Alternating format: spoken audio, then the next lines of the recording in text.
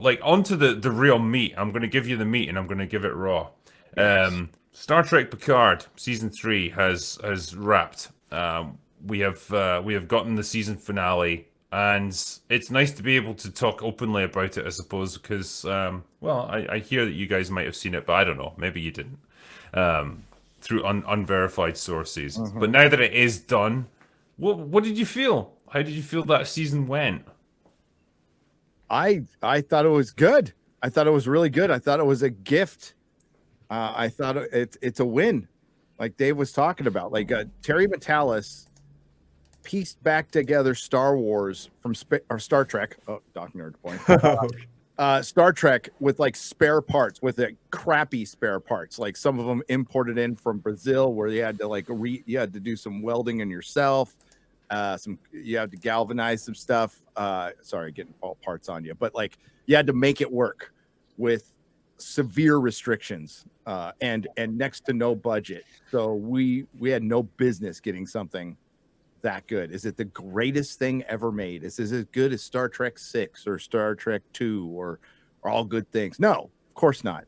But compared to what we've had since 2005, it was an anomaly that we will never see again. And one franchise figured it out, and it was pretty simple. You get the legacy characters back together, you have them working together, you make the plot mean something. And when you offer the fan service that Dave was correctly calling customer service, and not nostalgia bait, which is totally different. And I'll explain that difference later. You put the legacy characters on the bridge of the Enterprise D. You got them there, sometimes contrived ways, sometimes not, but they were all they remained the character, and that was the most important part. And they were reunited with the last character, the last missing piece, the Enterprise D. And you did it for the fans. And Terry Metalis did something Star Wars couldn't, or correction, wouldn't do. Wouldn't, yeah. Yeah. And well done. 7.5, 8 out of 10. Loved it. Loved this last episode too. Infinitely better than anything that we've had in the past 10 years from Star Trek. And yeah, it just felt like fan service done for all the right reasons. Just, we have got this one last shot to give you guys everything that you've been looking for. And we're going to do this crazy thing of getting all the main characters back together again to go on one last adventure. Like, nobody's ever thought of that before, but we did it. And it's just, it seems so obvious, but it's like, how did season 1 and 2 not manage to do this? It's Well, it's the absolutely amazing thing bizarre. is, like, when there was a gap between Insurrection and Nemesis of 4 years, and when they came back, and it's like, Nemesis is a long. How long ago was Nemesis now? 20 years. It was 20. 2002. 21 years, something like that. Came out in 2002, Yep. and it felt tired. They Mhm. all felt tired. 21 years later, they feel fresh. Like the characters have been taken to a new place. They're all mature. They're all way further along in their lives. A lot of stuff has happened, and you really can feel that. The actors bring that with them onto the set, and they're written into that. But they seem so much more energized. You could tell like the cast was really up for this story in a big way. I feel that that's very much on the screen. And like, to the credit of Patrick Stewart, there were times when over the last few years you thought, is he a bit old for this role? But I think in the last couple of episodes in particular, I mean, I tell you, I've said this in the review. Like, I don't know how much are we allowed to spoil things in this now? Well, everything's Well, you out, can, right? yeah. It's out, yeah. So Oh, you okay, just because there's some people who in the spoil UK the maybe shit haven't- out of us, Dave. Do so it. so there's like, this is the thing.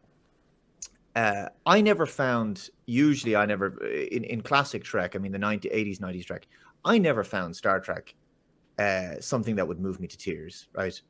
But there were moments this season that happened more than once. In particular, for me, the scene with Jack and Picard in the Matrix or whatever, the Borg thing, and when he says to him, "You've changed my life forever."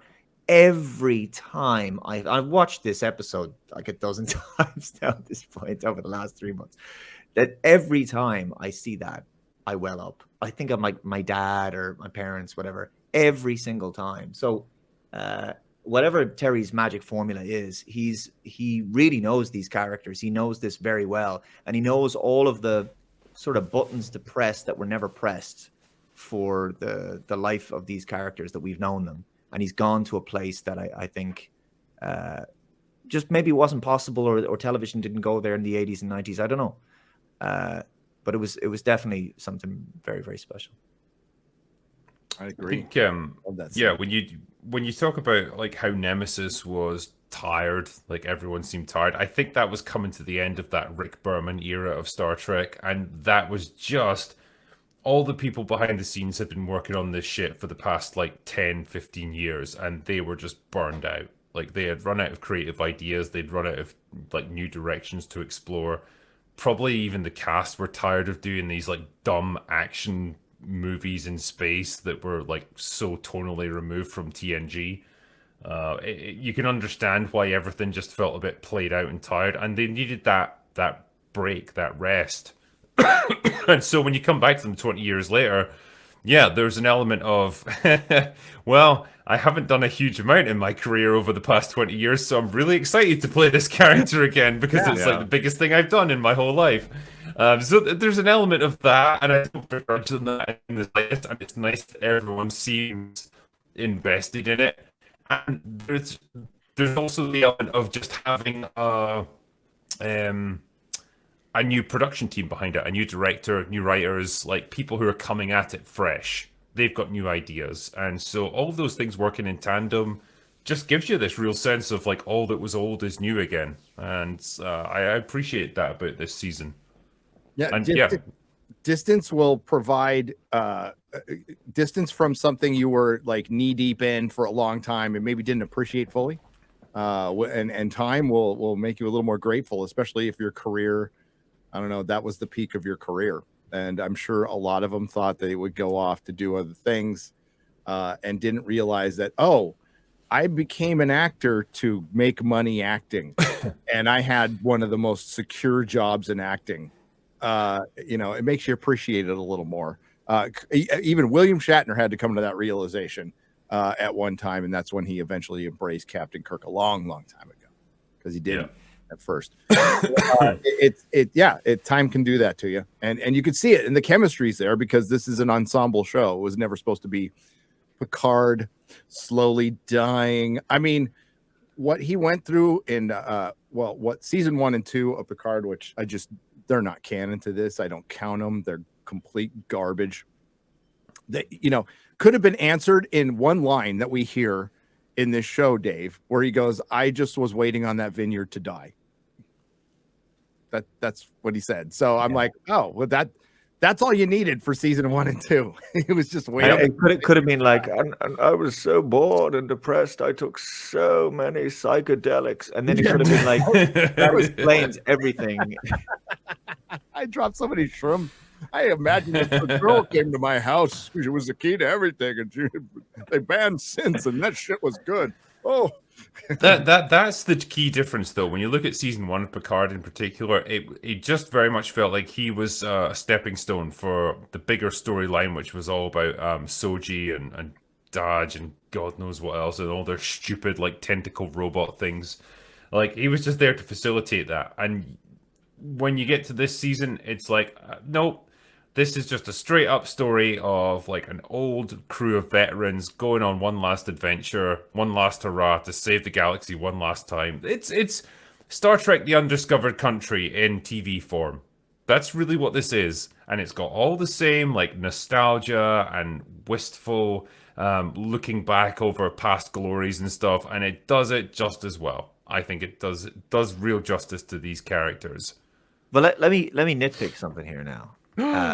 So here's not a nitpick. Yeah, here's the thing, right? I'm not totally sold on the idea of the Titan being renamed the Enterprise, because I actually grew to like the Titan for being the Titan, which is the ship itself. This Constitution 3 class is actually based on it's identical to the Shangri-La, right? It's just heavily modified. But I think it should have stayed the Titan. I think you do a show with Shaw and Seven, Star Trek Titan. There you go. Do that, right? Can't do that. And I was just thinking again, because someone said in the comments, the Enterprise D is, I don't know, nearly 40 years old or whatever. And it just ripped through the biggest Borg cube ever and destroyed it, right? Absolutely hardcore. And then they're like, a year. I don't know what it was doing for a year because their fleet was fucked, right? They had no fleet. It was just trash. So they put this thing back in the museum. And no one went, here's an idea for another show. So they get Riker. And here's your mid-credit scene, right? So some admiral brings Riker to the Fleet Museum and goes, look, this Enterprise D, still shit hot. Galaxy class, fantastic. I tell you what, Riker, we're going to bring this ship up to a modern standard. Geordi's going to do some upgrades. And Geordi's like, yeah, I might have to add a third nacelle, right? Dreadnought. The last shot is Riker sitting in the captain's chair of the D, being offered command again of the renewed flagship of the Federation, and just closing in on him. And the last thing he says was, well, I always wanted a shot at this chair. Bang, cut to black. That's the end of the show. That's the end. For me, this is what I wanted. The voyages of Captain Riker. Anyway, I can drink. I mean, the thing is, like, 40 years old isn't that old for a starship. Like, even today, the aircraft carriers that the US Navy uses have got a service life of 50 years easily. And so, like, yeah, a starship, it could easily do that. So yeah, like you say, it's kind of proven that the D could come back, or it could still like hold its own easily. I guess it's just a generational thing.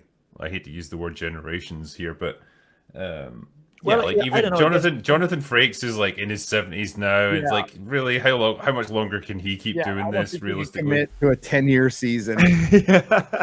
This is it, folks. I mean, I think you might want to embrace that reality. It's not a black pill, because like I think a lot of people have already black pilled.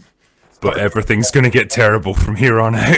About to get like real shit real soon. Wait till watch that Strange New Worlds clip where they introduce Captain Kirk, and they clown him immediately, like immediately.